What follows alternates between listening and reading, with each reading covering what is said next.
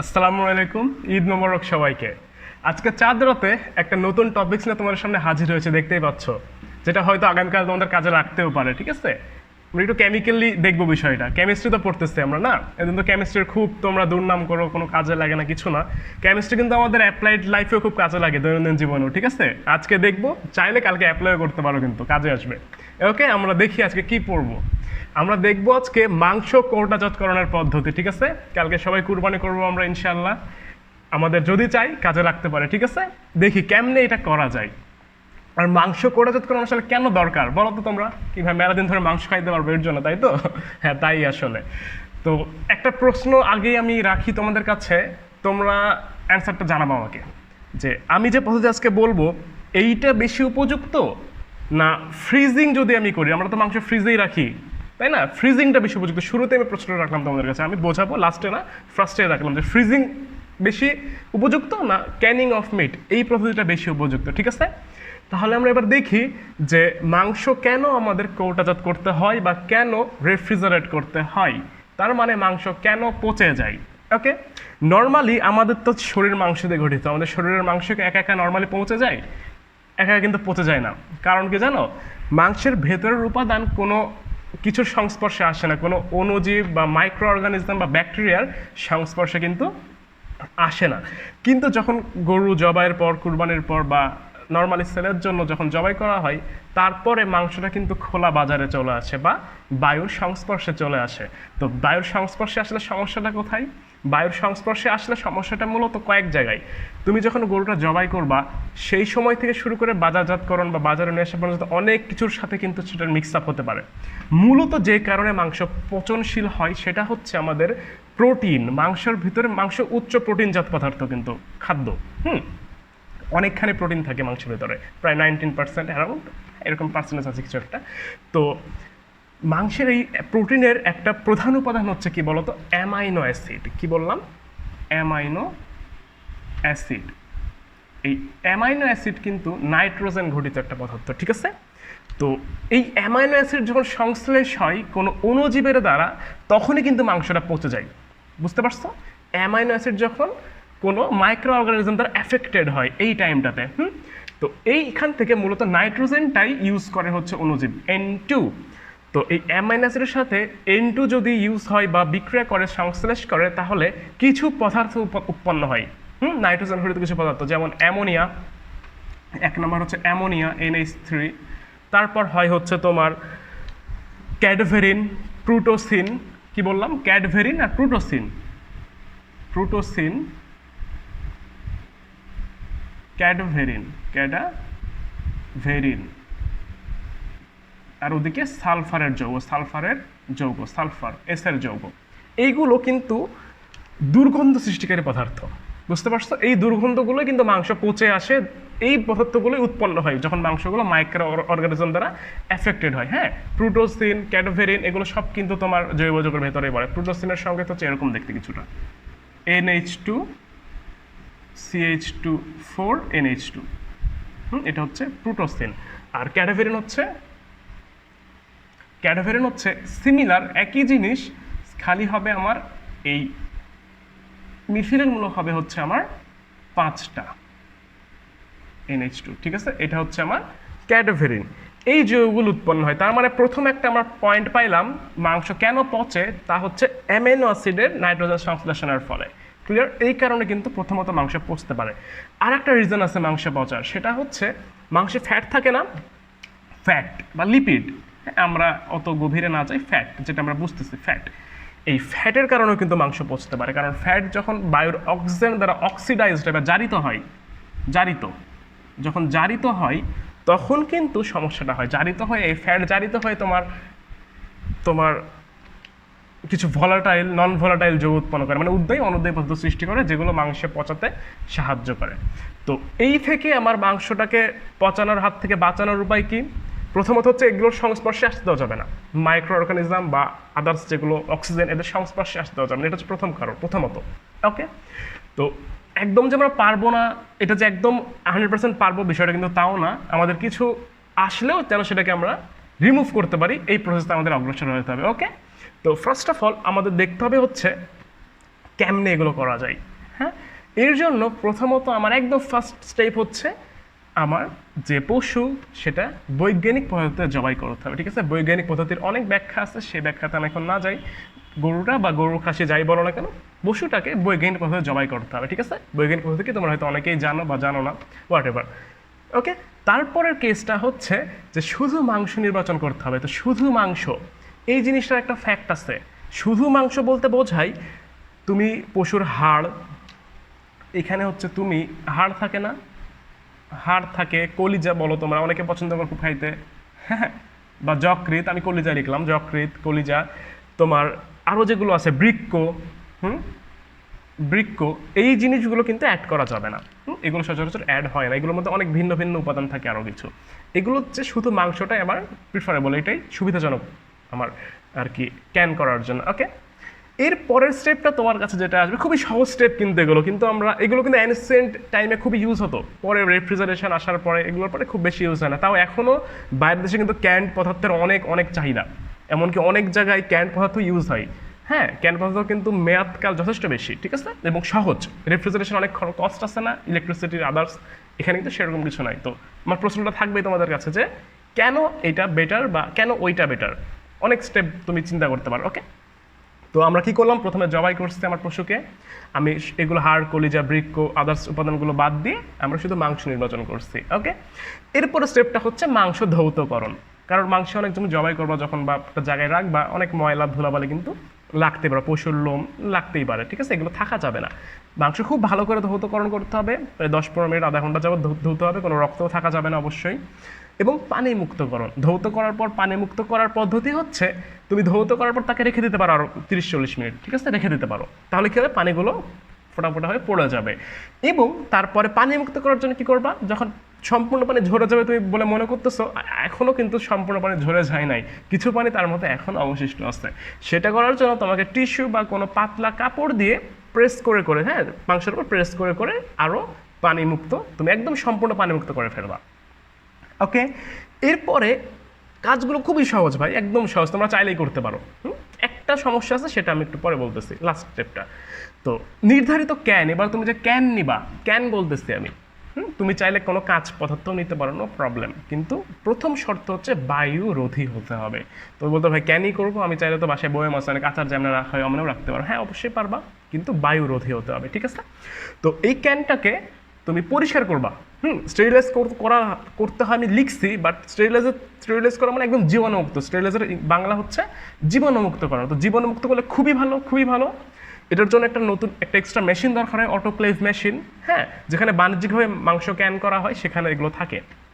ওকে, তো তুমি চাইলে স্টেরিলাইজ এখানে না করে ক্যানটাকে তুমি ভালো করে ধুয়ে পরিষ্কার করলেই হবে, এবং পানি অবশ্যই শুকাই ফেলতে হবে ওখানে, ক্লিয়ার, যেন ক্যানে আগে থেকে কোনো ময়লা না থাকে, একদম সহজ কথা এখানে। তারপরে স্টেপ 1, 2, 3, 4, 4টা স্টেপ খুবই সহজ আমরা করে ফেলছি। 5th স্টেপটা হচ্ছে চিনি ও লবণের 2% দ্রবণ তৈরি করতে হবে, ঠিক আছে। এখন মাংস নির্বাচন করে, মাংস কি তুমি একদম 1 কেজি মাংস একসাথে রাখবা, এটা কিন্তু করো না, হ্যাঁ, একটু স্লাইস করে ছোট ছোট পিস, যেটা তোমার উপযুক্ত আর কি ক্যানের জন্য, ওই পিস করলে বেটার হয়। বড় পিস রাখলে সমস্যা অনেক সময়, যে দ্রবণটা ওর মধ্যে সম্পূর্ণ যায় না। তো চিনি ও লবণের 2% দ্রবণ তৈরি, হ্যাঁ, এটা কিন্তু এরকম না, চিনির 2% আলাদা, চিনির হচ্ছে আলাদা 2%, লবণের আলাদা 2%। এই 2% দ্রবণ কালকে তোমরা অনেকে তৈরি করতে পারবা না হয়তো, আমি যদি না বলে দিই। তো 2% দ্রবণ তৈরি করার জন্য আমাকে একটু মোলারিটির ভেতর চলে আসতে হবে। পার্সেন্টেজের মোলারিটি নির্ণয় করার একটা সূত্র আছে, কেমনে আসলো কি, আমরা যখন এই চ্যাপ্টারটা পড়বো পরিমাণগত রসায়ন, তখন খুব ক্লিয়ারলি দেখতে পাবা। পার্সেন্টেজের সূত্র হচ্ছে ঘনমাত্রা C=10x/m। এটা হচ্ছে পার্সেন্টেজের সূত্র। এক্স মানে হচ্ছে কত পার্সেন্ট, হ্যাঁ, এক্স মানে কত পার্সেন্ট, এটা কয় পার্সেন্ট, 2%, মানে এক্স এর ভ্যালু কত এখানে বলো তো ভাইয়া, এক্স এর ভ্যালু হচ্ছে 2। আর এম কি, চিনির আণবিক সংকেত জানো, চিনির সংকেত জানো, হ্যাঁ, চিনির সংকেত এই দেখো, এইটা C12H22O11, এটা হচ্ছে চিনির সংকেত। যদি আমি এটা ক্যালকুলেশন করি, চিনির সংকেতের ভর পাবো হচ্ছে আমি, মোলার ভর পাবো হচ্ছে আমি 342। ওকে, তো ঘনমাত্রাটা বলে দিই, তাহলে তোমাদের ঘনমাত্রাতে বুঝতে সুবিধা হবে। তো এটার ঘনমাত্রা হবে হচ্ছে 0.05848 মোলার। এখন তুমি বলো, তোমাকে যদি আমি কোনো মোলারিটি দিয়ে দেই, তোমাকে আমি মোলারিটি দিয়ে দেই, তাহলে তুমি যে কোনো ঘনমাত্রার দ্রবণ ওখানে কতখানি অ্যাড করতে হবে তুমি বের করতে পারবে না ভাইয়া? বের করতে পারো। 2% তোমাদের 2% থাকলে বের করতে পারো খুব ইজিলি, কিন্তু এইটা দিলে আরও সহজে বের করতে পারবা তোমাদের পদ্ধতিতে। এটা কিন্তু বেশি সহজ, আর এটা তোমরা এখন পর্যন্ত যেমন জেনে আসছো সেভাবে সহজ। ওকে, কারণ 2% বললে আমাকে আরও অনেক নোটেশন দিতে হবে, ঠিক আছে? তো এইটা না, জাস্ট আমি মোলারিটিতে বলে দিলাম তোমাকে, এই মোলারিটির তুমি চিনির পার্সেন্টেজটা নেবা, চিনির ঘনমাত্রাটা নেবা। ওকে, তারপরে কি বলতো, লবণের 2%, লবণ 2%, লবণ 2%, লবণের সংকেত বলে দিতে হবে NaCl, আমাদের যে খাবার লবণ, এটা নিলেই হবে, সোডিয়াম ক্লোরাইড। হ্যাঁ, এটার ঘনমাত্রা আমি বলে ফেলি 10x/m, আগের মতোই। মানে কি বলতো, 10 × 2 / 58.5। ওকে, এটার ভ্যালুটা আসছে অ্যারাউন্ড 0.34188 মোলার। ক্লিয়ার? এই ভ্যালুটা হচ্ছে এই দুইটার ঘনমাত্রা। এই ঘনমাত্রা তুমি একটা দ্রবণ তৈরি করে ফেলছো, তোমার কাজ শেষ। এটাই মেইন কাজ ভাই। এই দুটাই তোমার এইগুলো থেকে পদার্থটাকে বা তোমার মাংসটাকে সুরক্ষিত রাখতে পারে। এই দুটো খুবই উত্তম প্রিজারভেটিভ। চিনি ও লবণ অতি উত্তম প্রিজারভেটিভ। এই দুটো হচ্ছে খুবই ভ্যালুয়েবল এবং আমাদের হাতের নাগালযোগ্য প্রিজারভেটিভ। হ্যাঁ, প্রিজারভেটিভস। ওকে, এর জন্য এটা আমি ইউজ করতেছি। ক্লিয়ার? এইটা করছো, এরপর তুমি এইটা দ্রবণ তৈরি করে আসলে করবাটা কি ভাই? এইটা দ্রবণ তৈরি করে তোমার কাজটা হচ্ছে যে ক্যান করা। ক্যানটা করবা কেমনে? ক্যানের ভেতরে যখন তুমি এটাকে ইনক্লুড করবা, তখন তোমার কাজটা হচ্ছে যে, ধরো এটা একটা ক্যান আমার, এখানে আমি আঁকলাম, ধরো এটা হচ্ছে আমার ক্যান। এর ভেতরে তুমি মাংসগুলো কিসে সাজাবা বলো তো? স্তরে স্তরে সাজাতে হবে, অল্প অল্প করে, ঠিক আছে? স্তরে স্তরে। ধরো এই পর্যন্ত তুমি ধরো মাংস রাখছো, হ্যাঁ, দিয়ে এ পর্যন্ত হচ্ছে আমার মিট। তারপরে একবার এখানে তুমি তোমার মিশ্রণটা দেবে, যেন এই লেভেলে আসে, জানো? তারপর তুমি দ্রবণটা দেবে। বুঝো ভালো করে, আমি লিখে তো বুঝতে, মুখে শুনলে বুঝতে পারবো ক্লিয়ার করে। মাংস এতটুকু দিবা, দিয়ে দ্রবণটা দিয়ে এই স্তরে দ্রবণটা নিয়ে আসবা। ক্লিয়ার? তারপরে আবার মাংস দিবা, দিয়ে আবার আরেকটু দিবা তরলটা, মানে ধাপে ধাপে তরলটা মিক্স করবা, ঠিক আছে? মিক্স করে সম্পূর্ণ না নিয়ে এসে তোমার বোতল যেন এই পর্যন্ত আগে ফিল আপ হয়। সম্পূর্ণ ফিল আপ আমরা করবো না, একটু গ্যাপ রাখবো, কারণ আছে সম্পূর্ণ ফিল আপ আমরা করবো না। মানে বুঝতে পারলে কেমনে আমি এটা অ্যাড করবো, দ্রবণটা তৈরি করে অ্যাড করবো কেমনে? দ্রবণটা তৈরি করে স্তরে স্তরে অ্যাড করবো, যেন সবাই সুষ্ঠুভাবে পায়, একদম ঠিক অনুপাতে যেন দ্রবণের ভেতরে আসতে পারে। ক্লিয়ার? এরপরের ধাপটা হচ্ছে এক্সহস্টিং।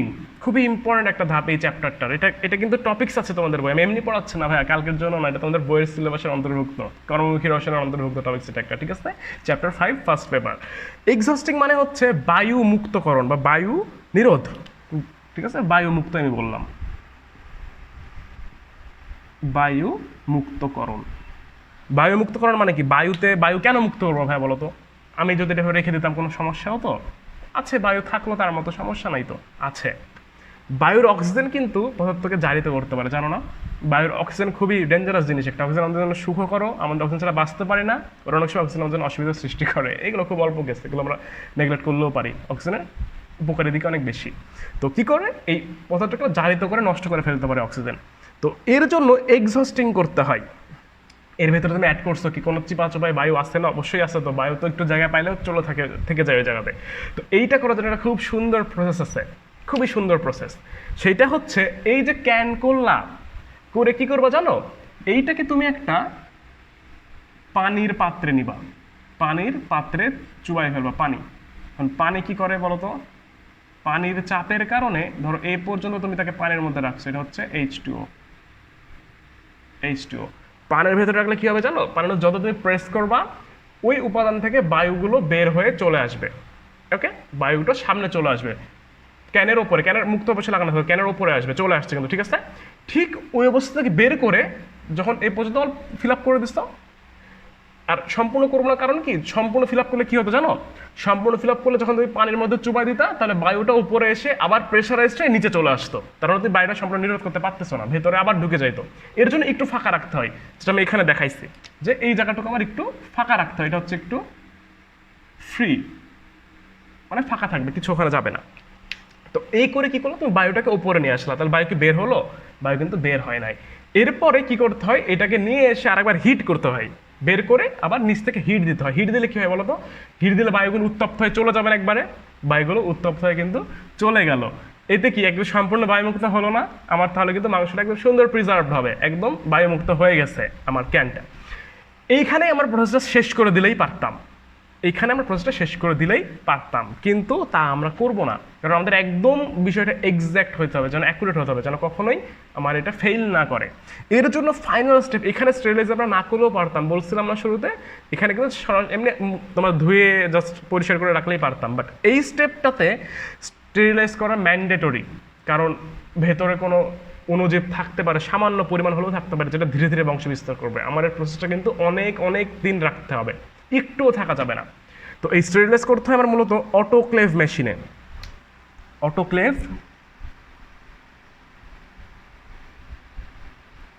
মেশিনে around 121 degree Celsius, around 121 degree, কত বললাম, 121 ডিগ্রি সেলসিয়াসে প্রায় 1 to 1.5 আওয়ার, এই টাইম ধরে আমার এটাকে কি করতে হয় বলো তো, এই টাইম ধরে আমার এটাকে স্টেরিলাইজ করতে হয়। তো এইটা করার পরে আমার প্রসেসটা একদম ক্লিয়ার। যখন তুমি এগুলো সব ধাপ করে আসলা, করে অটোক্লেভে দিয়ে 1.5 ঘন্টা রেখে জীবাণুমুক্ত করলে, আশেপাশে যেন কোনো অণুজীব না থাকে, তারপরে যেটা পাচ্ছ যে ক্যানটা বা যে বয়েল বোতলটা বা যে বয়মটা কাচের, সেটা সম্পূর্ণ স্টেরিলাইজড, সেখানে আর কোনো কিছু নেই, তোমার ক্যান্ড মিট রেডি। ক্লিয়ার? তুমি এভাবে চাইলে, এটা প্রশ্ন হতে পারে ভাই এটা কতদিন থাকবে, হ্যাঁ বের করে তুমি বাজারজাত করবা, ব্যবসাও তো করবা যদি হয়। সেটা হচ্ছে তোমাকে এটার ম্যানুফ্যাকচারিং ডেট দিতে হবে এবং টাইমটা অ্যারাউন্ড এক্সপায়ার